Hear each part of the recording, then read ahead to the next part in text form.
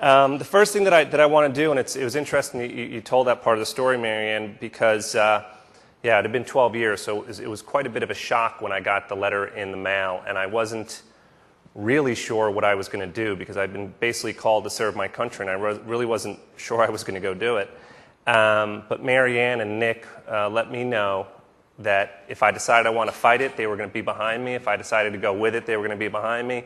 And so I think that it was very important and very empowering to me to know that no matter what decision I made, that the company that I worked for stood behind me. So I do want to take the time to thank Millward Brown, Dynamic Logic, of course, Nick Nyan, Ronita Vive, Jean, and Mary Ann for supporting me when I made that decision, and of course Ronnie Felder for making me comfortable and know that my family would be taken care of while I was away as well.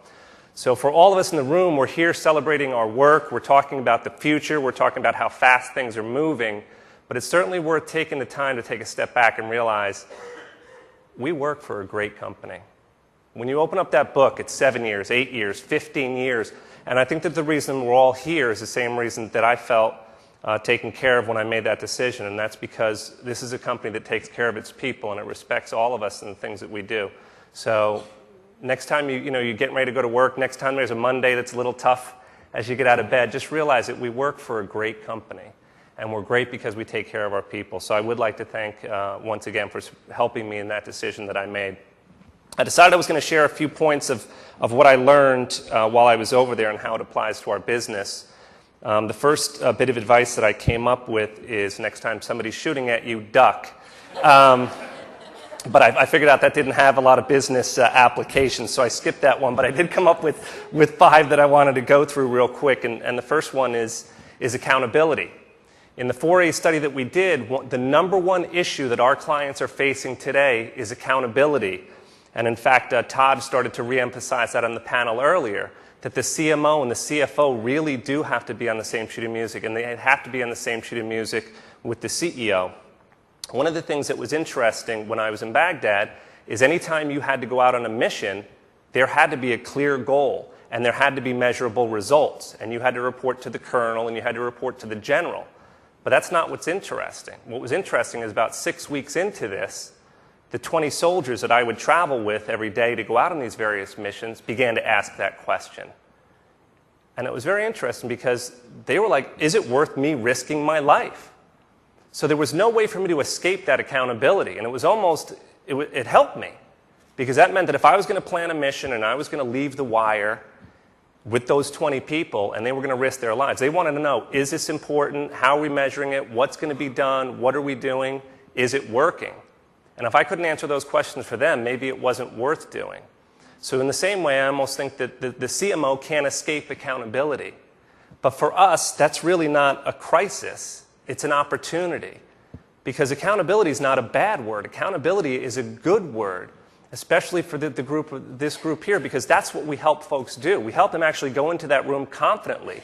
We allow people to make fact-based decisions. And so I guess my first lesson learned is that embrace accountability and help our clients embrace accountability because it's a good thing, not a negative thing. And the second one, I don't want to beat too much because it was covered by the panel, but it talks about actionable insights.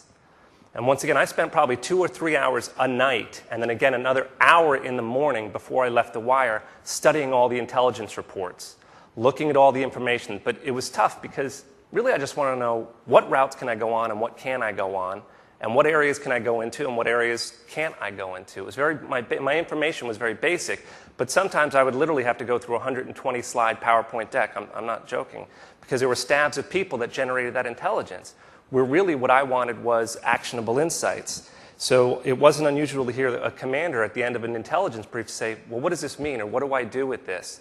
So I guess my next bit of advice for us that I took back from the desert is actionable insights. Our job doesn't really start as researchers when we deliver the report.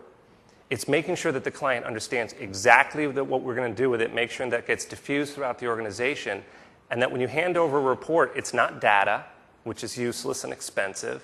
It's not just information, but it's actionable insights. It tells people and it guides them on the actions that they need to be able to do their job properly. The third thing is something that I saw a lot of in the Marketing Forward nominees and the Marketing Forward awards, and that's just cross-functional teamwork. When I was out there and working on different projects, literally on one single project, I might be working with an infantry squad, and then I've got the Iraqi government officials, I've got Iraqi bureaucrats, I've got engineers, I've got Iraqi engineers, American engineers. I have my interpreter that I had to go with everywhere. The way that I think that relates to our business in terms of cross-functional teams is that we need to embrace that we're running into an increasingly specialized economy. And so when I look across the entire spectrum of solutions that we have, the entire mosaic, we really can't expect that each and every one of us is going to be an expert in each area.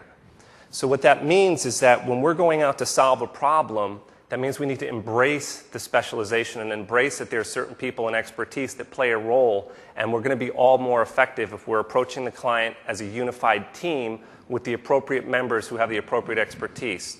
So for my case, I had to have an engineer if I were going to look at a sewage line. I had to have the interpreter if I was going to be talking to them. I had to have the government official that was in charge of sewage lines within our city.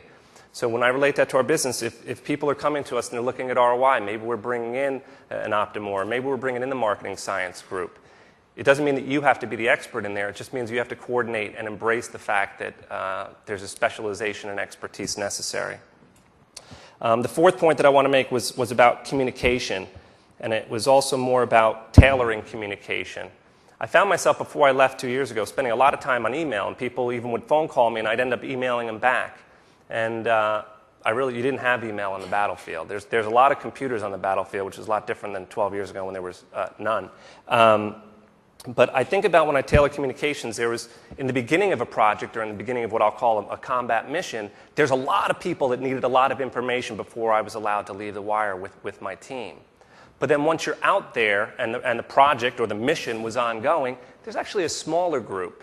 And it would actually be distracting if I were emailing or talking to or communicating with all these different people that really didn't need to know what was going on.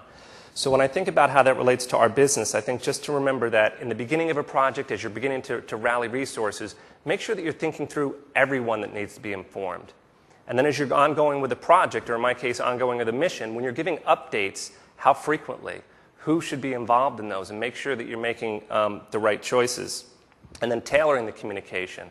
There was one time where I was on a mission where we were checking in an electrical substation. So I had 2 civilians with us, and we came under fire. Well, the engineers were inside the actual power plant, but the soldiers were outside. My communication to the soldiers was, cover that building, cover that alleyway, get these Humvees up here right now. I moved inside the building, and I said, gentlemen, could you come over here? I'd like to talk to you very briefly. They were saucer-eyed. I said, there's some shooting outside. Don't worry. Don't run. I'm going to step you outside here in 30 seconds. The Humvees are going to be 20 feet away. You duck, walk quickly, but don't run, and I'm going to get you out of here safely. Same kind of communication, same scenario, but I tailored that communication to 2 different people. Maybe we think about that as well. And when I think about tailoring communication, it's also around email. Email, I think, is a great way to share information. I think it's a terrible form of communication. So when you're thinking about tailoring your communication, next time you're thinking about typing an email or sending a message out to a group of people, maybe you're better off thinking about picking up the phone, or maybe jump in your car and go and meet with that client face to face.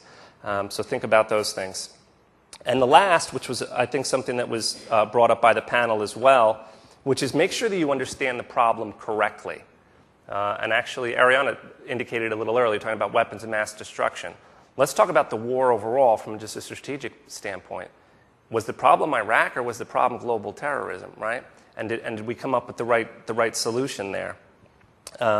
If you talk to the State Department, like, oh, we got to build the government. We got to prop up the government. You talk to somebody in the Army, all right, we got to go get some bad guys. You got to get some bad guys. And the reality is there was 27 million people that didn't have running water, they didn't have electricity, they didn't have sewage lines, they didn't have trash. There were a lot of different problems. And I think that as Beth pointed out, if you've got a hammer and somebody comes to you with a problem, we're going to hammer it. That's it. We're just going to hammer it. And everyone comes with a different lens. So I guess the lesson learned there for me is that when you're in the discovery process with your clients, take off your lens or put down your hammer and try and really work with them to understand, regardless of what our solutions are, because maybe we're not the research partner that'll help them, but we can be that trusted advisor. And in order to have that trusted advisor status, I feel like we need to work very hard in that discovery process with our clients, whether it's an issue with our research, other issues that they're having, to truly earn that trusted advisor status by being strategic in the way that we shape and help them solve their problem. So those are just 5 real quick points that I wanted to make. And again, I wanted to thank Millward Brown as a company for taking care of me while I made a difficult choice to go serve our country. Thank you all very much.